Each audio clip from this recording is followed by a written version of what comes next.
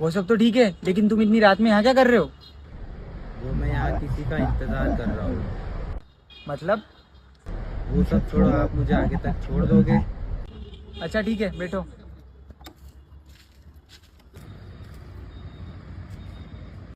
वैसे तुमने बताया नहीं कि तुम यहाँ क्या कर रहे हो?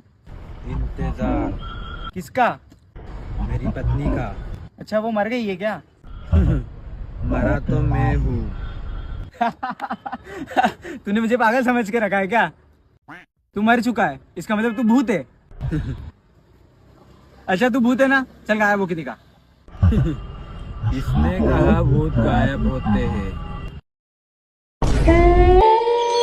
मंगल भावानया मंगल